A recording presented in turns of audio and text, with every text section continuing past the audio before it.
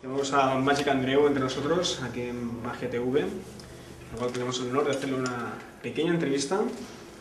Y nada, empezaremos a preguntarle cómo se inició en el mundo de la magia. Bueno, yo me inicié por casualidad, por un amigo mío que me hizo un truco, aquello fue un truco. Se puso una moneda en la mano, cerró la mano y al abrir no estaba. Yo creo que allí empezó el Magic Andreu, ¿no? Allí me volví loco.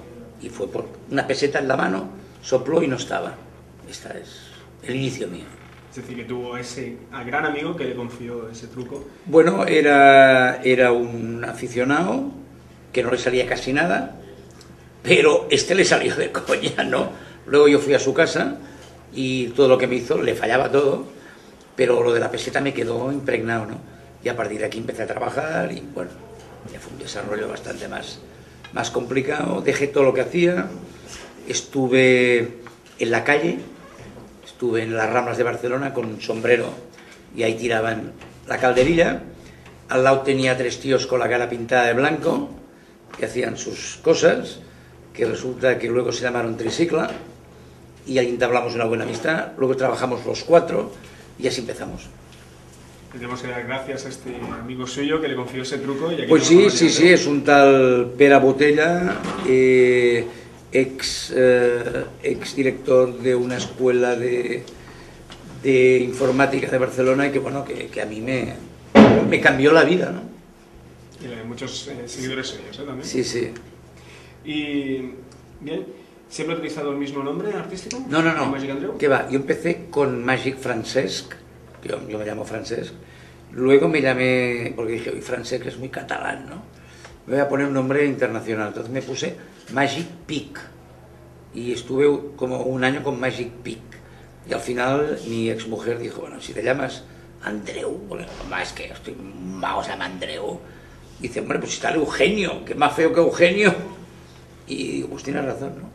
Y me puse Magic Andreu. Primero me planteé si mago o mágico, ¿no? O sea, Magic es mágico y mago es mag, ¿no? Entonces decidí que me gustaba más Magic porque era mágico.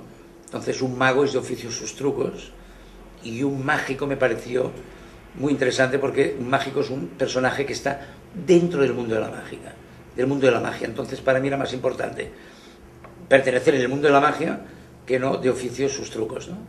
Y al menos me pareció esto. ¿Y la magia va a tener continuidad en su familia?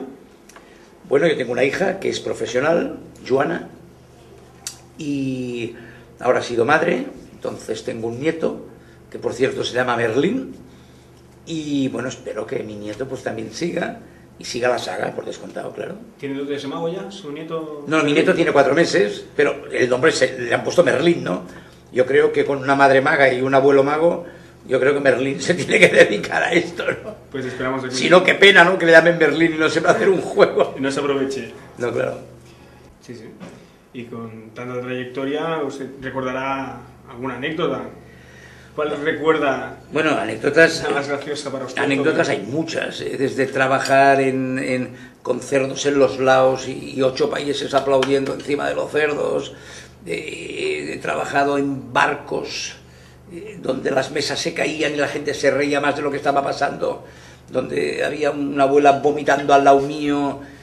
Es que, bueno, he hecho magia esquiando, he hecho una bola zombie con los esquís, desde ir en un avión que no salía el tren de aterrizaje y preguntaron si había algún cómico, algún actor, y saliendo a hacer magia que me estaba cagando encima yo más que los otros. Y bueno, anécdotas ahí.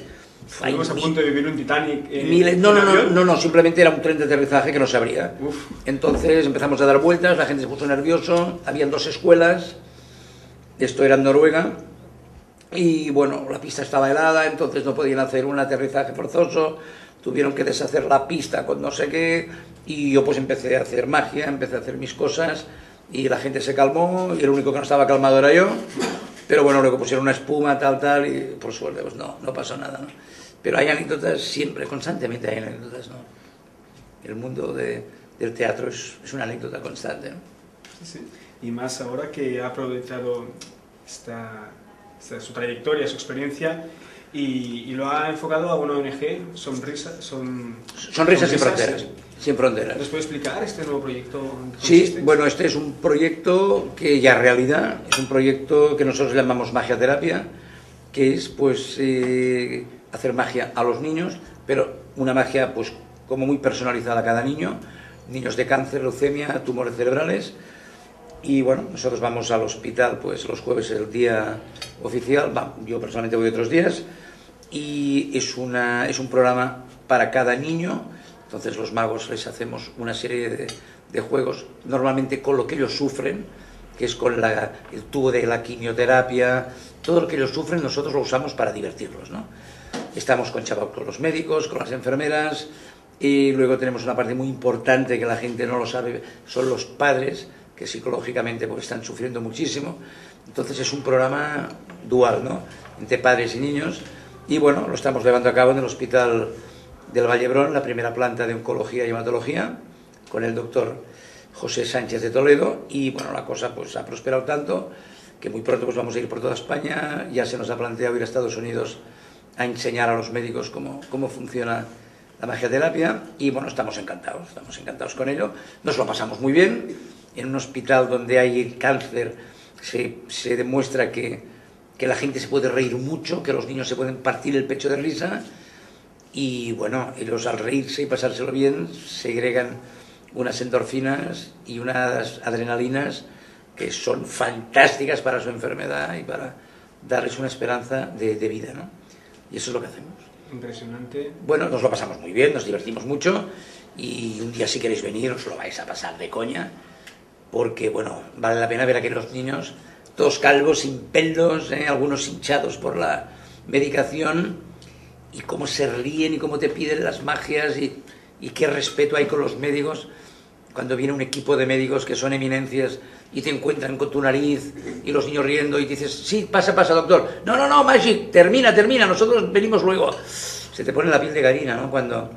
Y bueno, yo creo que no podemos pedir más. Esperamos que este proyecto usted lo enseñe al resto de España y al extranjero. Claro. Usted no se nos vaya de aquí, porque al Magic Andreu lo tenemos que tener. No, yo estoy encantado de estar aquí. Además, este es mi país y me encanta mi país, me encanta los niños de aquí, y bueno, yo creo que aquí hay mucha faena que hacer. Yo cuando veo que las ONG se van fuera, y que está muy bien, ¿no? Pero, jolín, pero si aquí al lado, saliendo de donde estés, hay una persona que tiene hambre, hay una persona que está enferma, hay una persona que no ha visto un mago en su vida, por ejemplo, ¿no? Y para un niño que no ha visto nunca un mago, es increíble que le saques una esponja de la nariz, bueno, cree gente dobles suyos. Sí, me encantaría clonizar. Magic Andreu. Me encantaría.